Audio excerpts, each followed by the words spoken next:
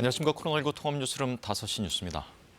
푸틴 러시아 대통령이 우크라이나 돈바스 지역 내 친러 분리주의 공화국 두 곳에 독립을 승인하고 평화 유지를 명분으로 이 지역에 파병 명령을 내렸습니다. 러시아군이 실제로 우크라이나에 전면적으로 진입할지는 아직 불확실한 것으로 알려져 있습니다. 유지한 기자가 보도합니다. 블라디미르 푸틴 러시아 대통령이 우크라이나 동부 돈바스 지역에 군대 진입을 명령했다고 로이터 통신 등이 현지 시각 21일 보도했습니다. 파병을 명령한 곳은 친러 분리주의자들이 독립국으로 선포한 자칭 도네츠크 인민공화국과 루간스크 인민공화국 지역입니다. 이 같은 조치는 푸틴 대통령이 이들 지역에 독립을 승인한 이후 이뤄졌다고 외신들은 전했습니다. Считаю необходимым принять уже давно назревшее решение. Незамедлительно признать независимость и суверенитет Донецкой Народной Республики и Луганской Народной Республики. 푸틴 대통령은 이 같은 내용의 대통령령에 서명하면서 파병의 명분으로 평화 유지 임무를 내세웠습니다. 파병 명령과 관련해 AP통신은 실제로 러시아군이 우크라이나에 진입할지는 현재로서는 불명확하다고 보도했습니다. 뉴욕타임스도 러시아군이 분리주의 공화국들이 장악한 영토에만 남을지 나머지 지역까지 차지하려고 할지 분명치 않다며 전면적인 침공이 시작될지는 불확실하다고 전했습니다. 러시아의 조처에 대해 우크라이나는 주권 침해이자 평화협정 탈퇴라고 규탄하고 러시아가 어떻게 결정하든 자국의 국경선은 바뀌지 않을 것이라고 강조했습니다. 볼로디미르 젤렌스키 우크라이나 대통령은 대국민 연설에서 우리는 두렵지 않다며 러시아에 아무것도 넘기지 않을 것이라고 결연한 의지를 밝혔습니다. 젤렌스키 대통령은 이어 서방 국가들이 포함된 긴급회담 소집이 개시됐다고 전하며 서방으로부터 확실한 지원을 기다리고 있다고 덧붙였습니다. KBS 뉴스 유지향입니다. 우크라이나 사태를 논의하기 위해서 유엔 안전보장이사회가 긴급 소집됐지만 공식 대응은 채택하지 못한 채 미국과 러시아가 거친 설전을 벌였습니다. 바이든 미국 대통령은 프랑스, 독일 정상들과 잇따라 통화를 하고 푸틴 대통령을 강력히 규탄하는 한편 우크라이나 분리 독립 지역에 대한 경제 제재를 단행했습니다. 정청화 기자가 보도합니다. 우크라이나 사태를 논의하기 위해 긴급 소집된 유엔 안전보장이사회. 미국은 러시아를 맹비난했습니다. 러시아군의 우크라이나 진입엔 이유가 없다면서 추가 침공 구실을 만들려는 시도라고 주장했습니다. He has since announced that he will place Russian troops in these regions. He calls them peacekeepers. This is nonsense. We know what they really are. 러시아는 긴장고조 책임은 서방 국가들에 있다며 이른바 평화유지군 배치의 정당성을 알리는 데 주력했습니다. 또 우크라이나군이 돈바스 지역 내 자칭 도네츠크 인민공화국과 루한스크 인민공화국에 대한 포격을 멈춰야 한다고 맞섰습니다. Никто, кроме вас, не прекратить обстрелы и провокации против Луганской и Донецкой народных республик, которые в новых условиях могут иметь особо опасные последствия. 조 바이든 미국 대통령은 에마누엘 마크롱 프랑스 대통령, 울라프 숄츠 독일 총리와 전화 통화를 갖고 공동 대응을 다짐했습니다. 이와 별도로 이틀째 참모들과 관련 대책을 논의한 바이든 대통령은 우크라이나 분리독립 지역에 대한 미국인의 신규 투자와 무역 등을 금지하는 경제 제재를 단행했습니다. 백악관은 동시에 추가 조치가 이루어질 것이라며 기존에 준비 중이던 제재와 다른 것이라고 전했습니다. 당장 이번 주 들어 추진 중이던 미러 정상회담은 개최 가능성이 극히 낮아진 가운데 러시아 측은 24일로 예정된 미러 외교장관 회담은 여전히 준비되어 있다고 밝혔습니다. KBS 뉴스 정청화입니다. 이처럼 우크라이나 상황이 일촉즉발의 위기로 치달으면서 우리 정부도 대책 마련에 나섰습니다. 문재인 대통령은 오늘 오전 국가안전보장회의 NSC와 대외 경제안보전략회의를 동시에 주재하고 우크라이나 사태가 미칠 파장을 점검했습니다. 김경진 기자가 보도합니다. 국가안전보장회의 NSC와 대외경제안보전략회의를 동시에 긴급 소집한 문재인 대통령. 먼저 우크라이나의 주권은 존중되어야 한다고 말했습니다. 우크라이나의 주권과 영토 보존은 존중되어야 합니다. 대화를 통한 평화적 해결 방안을 적극 모색해야 합니다. 문 대통령은 사태가 조속히 평화적으로 해결될 수 있도록 세계 각국이 힘을 합쳐야 한다면서 한국도 문제 해결 노력에 적극 동참할 것이라고 말했습니다. 문 대통령은 이어 우크라이나 거주 교민의 보호와 철수에 만전을 기해야 한다고 강조했습니다. 현지 시각 오늘 기준 우크라이나에 체류 중인 우리 국민은 63명으로 파악됐는데 오늘 회의에선 이들에 대한 안전 확보 대책이 집중 논의됐습니다. 문 대통령은 또 우크라이나 사태가 우리 경제에 미치는 영향도 면밀히 점검하라고 지시했습니다. 회의에서는 금융시장 안정 방안과 원자재 공급망 확보 방안, 에너지 및 곡물 가격 상승 대책 등이 폭넓게 논의됐습니다. 우리 경제가 불이의 피해를 입는 일이 없도록 선제적으로 다양한 가능성에 대한 대응 방안을 적극적으로 강구해 주기 바랍니다. 문 대통령은 상황이 안정될 때까지 외교, 안보, 경제부처를 중심으로 비상 대응 체제를 유지하라고 지시했습니다. 또 확고한 대비 태세를 유지하면서 우크라이나 정세가 한반도 평화 프로세스에 부정적인 영향을 미치지 않도록 노력하라고 강조했습니다. KBS 뉴스 김경진입니다. 코로나19 확진자가 10만 명 안팎을 기록하고 있는 가운데 방역 당국은 현재 유행 상황이 풍토병으로 자리 잡는 초기 단계라고 밝혔습니다. 또 상황이 안정적으로 관리되면 일상 회복을 추진하겠다고 덧붙였습니다. 이현정 기자입니다. 오미크론 변이 확산에도 중증화율과 치명률은 낮은 수준을 유지 중입니다. 작년 12월 이후 델타 혹은 오미크론 확진자 6만 7천여 명을 분석한 결과 오미크론 치명률은 0.18%입니다. 델타에 비하면 4분의 1 이하, 계절 독감과 비교하면 2배 수준입니다. 방역당국은 확진자 숫자보다 중증과 사망 피해 최소화가 중요하다며 현재 방역체계는 풍토병적인 관리체계로 전환하기 시작한 초입 단계라고 설명했습니다. 계속 낮은 치명률을 유지하고 유행을 안정적으로 관리할 수 있다면 최종적으로는 오미크론도 다른 감염병과 같은 관리체계로 이행할 수 있을 것입니다. 오미크론과 공존하기 위한 체계라는 게 방역당국의 설명입니다. 그러면서 상황이 안정적으로 관리되면 일상 회복을 추진하겠다고 밝혔습니다. 다만 그 시점이 언젠지, 일상 회복 수준은 어느 정도인지는 구체적으로 밝히지 않았습니다.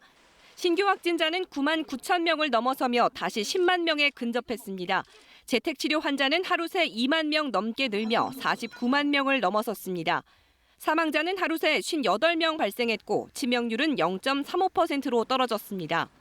위중증 환자는 이틀째 480명을 유지했는데 중환자 병상 가동률은 36.3%로 여유가 있습니다.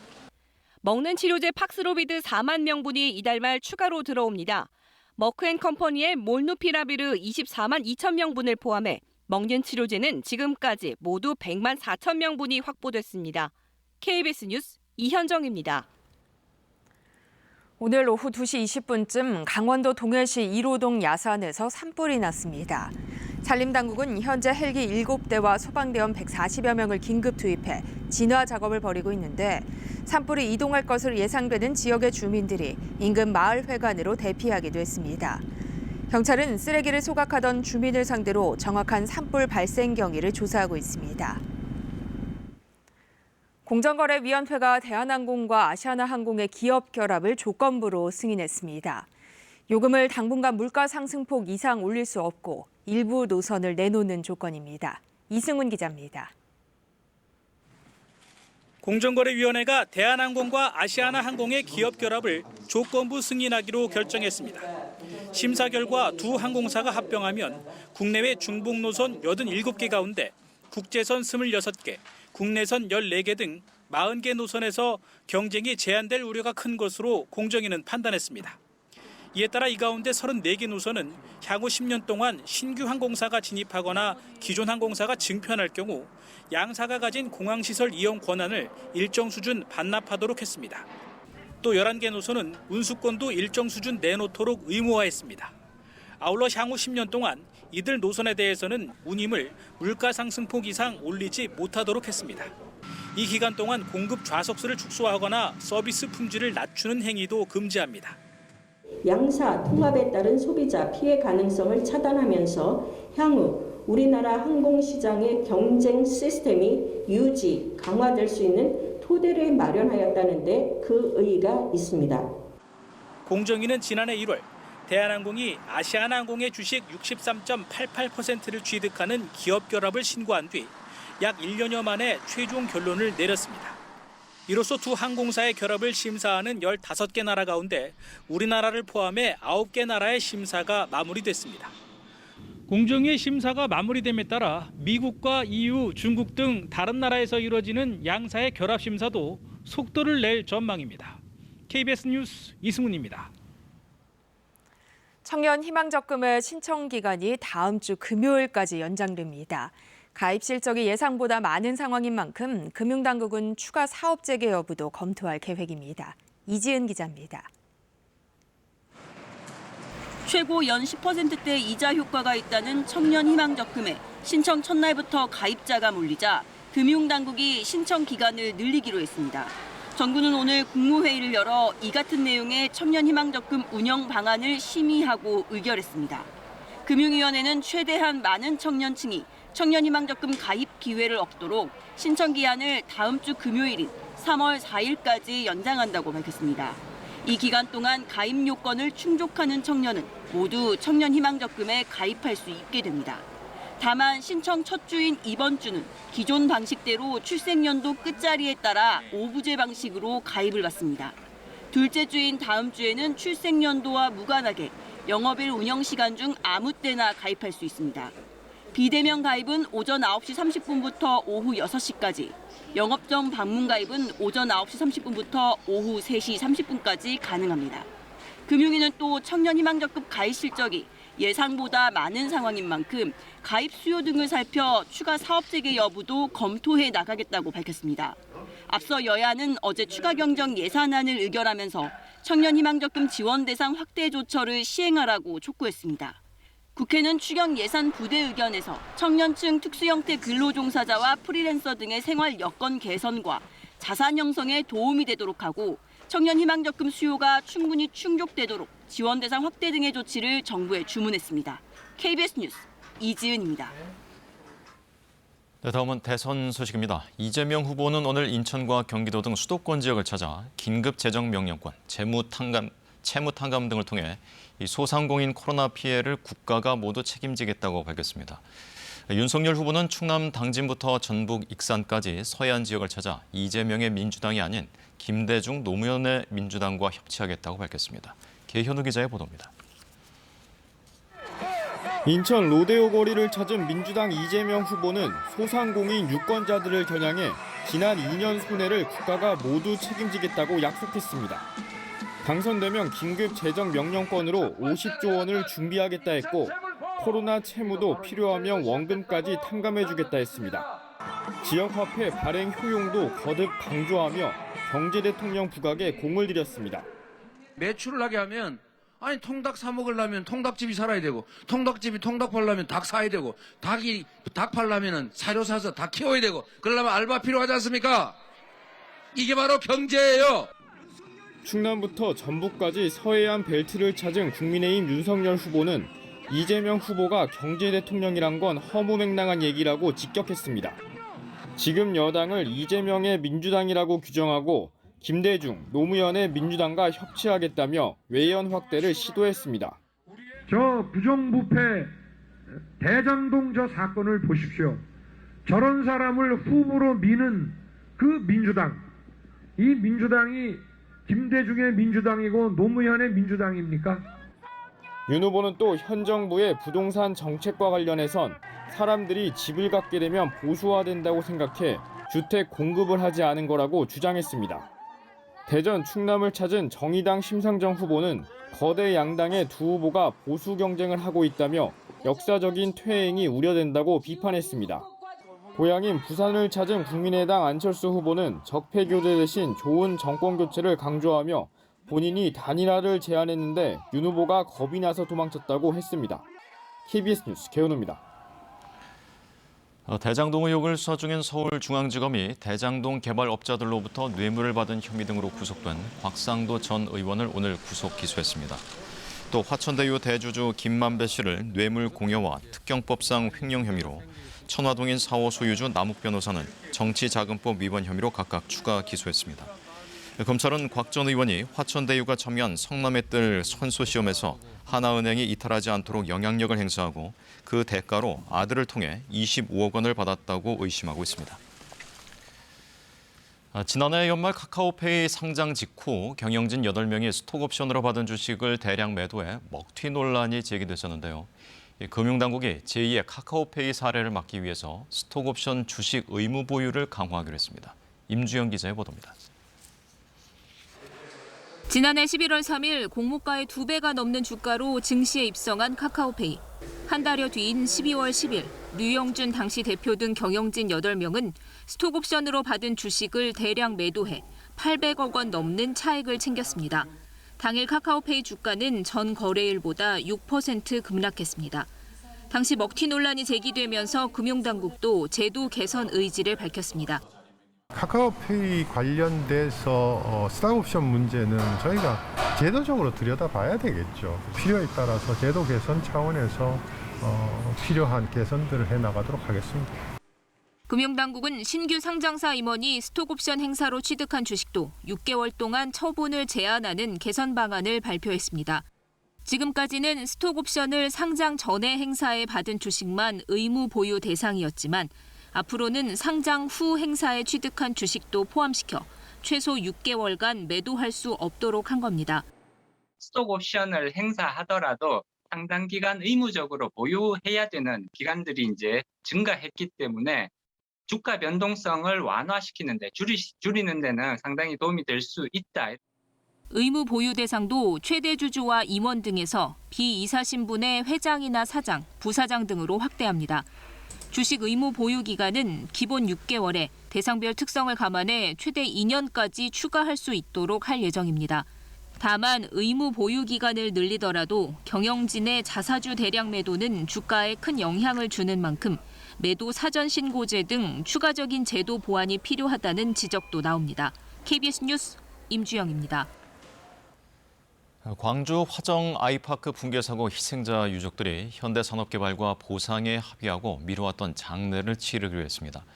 경찰은 사고 원인의 과학적 검증이 끝나는 대로 입건된 피해자 16명의 신병 처리에 나설 전망입니다. 김정대 기자의 보도입니다. 붕괴 사고 희생자 6명은 지난 8일 모두 수습됐지만 희생자 유족들은 그동안 장례를 미뤄왔습니다. 현대산업개발에 제대로 된 사과와 보상 약속이 없었다고 유족들은 주장했습니다. 하지만 유족들은 오늘 현대산업개발과 합의를 이뤘다고 발표했습니다. 오늘부로 현대산업개발과 원만한 합의를 하고 이제 남은 5분을 보내드릴 수 있게 되었습니다. 정말 현대산업개발이 다시는 이 건설 현장에서 사람이 죽는 일을 없게 해달라는 거였습니다. 보상 금액은 따로 밝히지 않았고 현대산업개발과 같이 상생위원회를 꾸려 남은 공정을 감시한다고 밝혔습니다. 또 임시 합동 분향소는 폐쇄하고 희생자 연고지별로 장례식장을 마련해 장례를 치르기로 했습니다. 이런 가운데 경찰은 무너진 39층이 당초 설계보다 배 이상의 하중을 받았다는 한국건설품질연구원의 분석 결과를 공개했습니다. 무단 공법 변경으로 하중이 더해졌지만 제대로 된 구조 검토가 이루어지지 않았고 무너진 층을 떠받칠 하부층 지지대가 없어 연쇄 붕괴로 이어졌다는 1차 수사 결과가 일부 입증됐다고 밝혔습니다.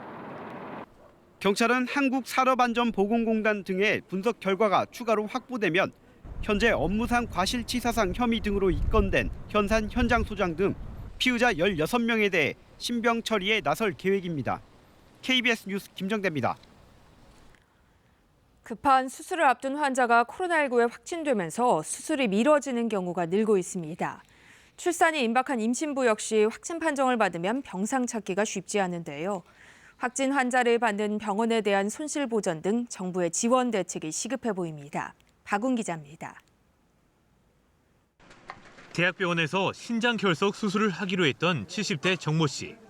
갑작스럽게 수술 일정이 취소되는 일을 겪었습니다. 보건복지부 지침에 따라 입원 전 72시간 이내에 실시한 PCR 검사에서 양성 판정이 나왔기 때문입니다.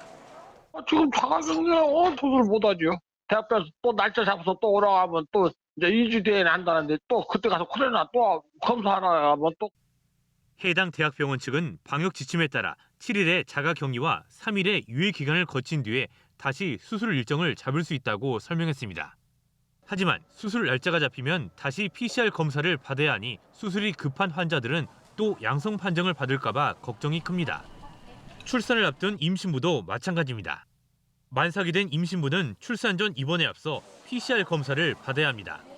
확진 판정을 받으면 음압시설과 신생아 격리시설이 마련된 병원에서 출산을 해야 하는데 이런 병원을 찾지 못해 구급차에서 출산을 한 산모도 있다는 소식에 두려움이 앞섭니다. 확진된 임산부가 아이 낳을 수 있는 병원에 대한 정보나 관련 매뉴얼도 없고 아이를 위험한 상황에서 출산하거나 출산 중에 문제가 생겼을 때 적절히 대처를 못할 수도 있다는 게 이에 따라 정부가 음압시설 설치를 지원하고 확진 환자를 받는 병원이 겪을 수 있는 손실을 적극 보존해주는 방안 등 관련 대책이 시급합니다. KBS 뉴스 박웅입니다. 코로나 재택치료 환자가 50만 명에 육박하면서 재택치료 관리에도 허점이 드러나고 있습니다. 재택치료 중이던 7개월 된 아기가 병원을 찾다 숨졌고 혼자 지내던 50대 확진자가 보건소와 연락이 닿기 전 숨진 채 발견됐습니다. 정지주 기자입니다. 오미크론 대응 체제로 코로나에 확진돼도 60세 미만의 대다수 환자는 집에서 스스로 치료하는 이른바 셀프 재택 치료를 하고 있습니다. 증상이 있으면 전화 상담 치료를 받고요. 응급 상황이 생기면 119에 연락해서 병원으로 이송되는 건데요. 일반 관리군으로 분류된 경우인데 숨지는 사례가 발생했습니다. 먼저 생후 7개월 아기인데요. 병원에 이송이 됐지만 숨졌습니다. 지난 18일 밤 경기도 수원에서 7개월 된 아기가 위중하다는 119 신고가 접수됐습니다. 부모를 비롯해 일가족이 코로나에 확진돼 재택 치료 중인 상황이었는데요. 일단 신고 때부터 아이가 호흡이 없다고 심장지 추정이라고 돼 있고 그래도 저희는 가서 CPR 하고 병원까지 이송한 다음에 구급대원은 6분 만에 도착했지만 아기는 17km나 떨어진 안산에 있는 대학병원까지 가야 했습니다. 구급대가 인근 10여 개 병원 응급실에 수용을 요청했지만은요, 안 됐다죠. 가까스로 병상을 찾아 아기를 옮겼습니다. 그렇게 밤 9시 17분에 아기는 병원에 도착을 했지만은요, 안타깝게 사망 판정을 받았습니다.